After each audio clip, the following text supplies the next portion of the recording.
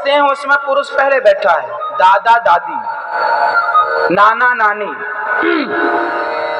है ना, मौसा मौसी, जो लौकिक बातें हैं वहां पुरुष आगे बैठ गया जाके फटाक से, हमें आगे बिठा। हाँ। नहीं तो भगवान की तरफ से तो स्त्री आगे, स्त्रियों का सम्मान पहले। चलिए यहां तक समझ में आ गया आपके? बताइए हम किसकी संतान हैं? साइंस कहती है कि हम बंदरों की संतान हैं। तुम होगे बंदर की संतान, हम नहीं हैं, हम तो ऋषियों की संतान हैं। हमारे भारत के लोग जानकार लोग हैं। हमारे भारत में कोई भी जात का आदमी हो उसका एक गोत्र होता है। आपका भी कोई गोत्र होगा, किसी का गोत्र है वशिष्ठ, किसी का भारद्वाज, किसी का जमदग्नि, किसी का कुछ। ये जो गोत्र है ना, हम उन्हीं ऋषियों की संतान हैं, क्योंकि उनके नाम से हमारा गोत्र पड़ गया। हमारे भारत में सबका गोत्र होता है कि नहीं? हाँ या ना? हम लोग ऋषियों की संतान हैं और हमारे बच्चों को साइंस पढ़ाती है कि आप बंदर की संतान हैं। देखिए कितनी मूर्खतापूर्ण बात है। उन लोग कहते हैं कि बंदर की, अच्छा साइंस कहता है कि हम लोग पहले बंदर थे। हम साइंस से प्रश्न करते हैं कि यदि हम लोग बंदर थे तो बंदर तो आज भी है भाई।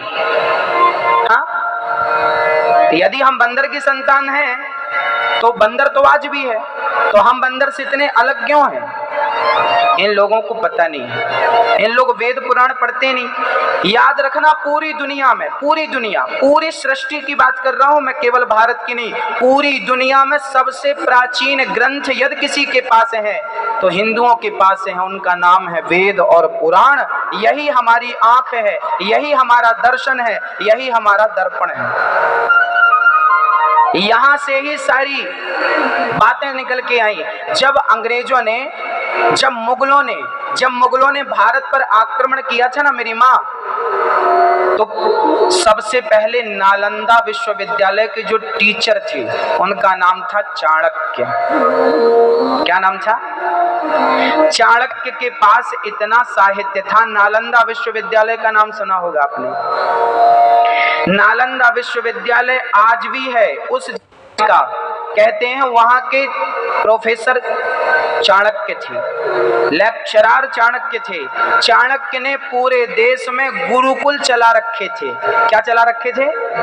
पहले हमारे यहाँ गुरुकुल हुआ करते थे, शिक्षा की व्यवस्था हुआ करती थी, कोई अशिक्षित नहीं था। हमारे यहाँ की स्त्री भी शिक्षित थी और पुरुष भी शिक्षित था पहले उस जमाने में। जब मुगलों ने आकर देखा कि भारत के लोग तो पढ़े लिखे हैं भाई, यहाँ के लोग तो पढ़े लिखे हैं, तब उन मुगलों ने बंदूक के दम पर क्या किया? हमारी शिक्षा पद्धति को सबसे पहले तोड़ा, समाप्त किया। शिक्षा पद्धति समाप्त करना, क्योंकि शिक्षा नहीं तो संस्कार नहीं। आप किसी को नष्ट करना चाहते हैं, उसकी शिक्षा नष्ट कर दीजिए, वो नष्ट हो जाएगा। गोली से नहीं मारा जाता, जड़ से काटना हो तो शिक्षा को डैमेज कर दीजिए आप, समाप्त। जिस किसी देश का सर्वनाश करना हो ना, वहां की संस्कृति को और वहां की शिक्षा को नष्ट कर दीजिए, अपने आप समाप्त हो जाएगा।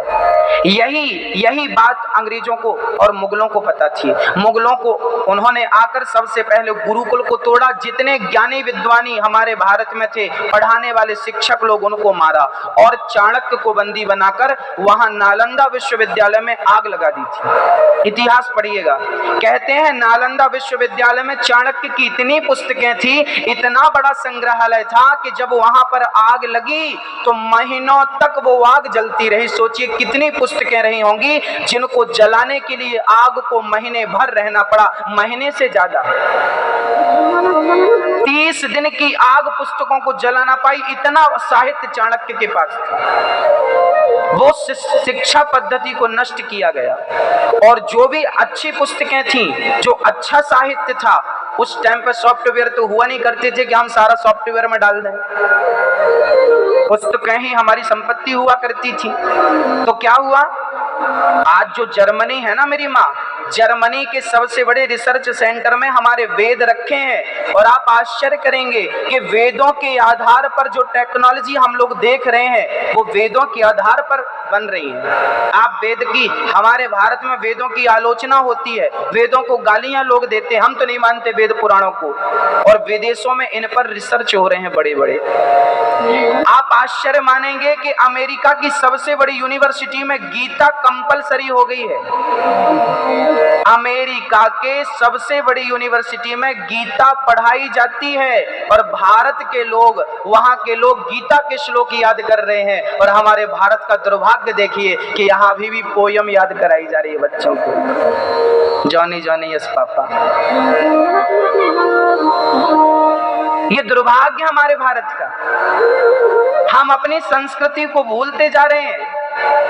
विदेशों की महिलाएं राजस्थानी माताओं का पैटर्न पहन रही हैं, जैसे आप लोग पहनती हो ना मिरीमा वस्त्र, ऐसे विदेशी महिलाएं पहनती हैं। हमारे भारत की माताओं की साड़ी विदेशी महिलाएं पहन रही हैं। हमारे भारत के पुरुषों की धोती कुर्ता, जो पुरानी हमारी प्राचीन परंपरा थी ना, उसको फॉलो कर रहे हैं वो लोग, और हम लोग उनका पहने घूम रहे हैं।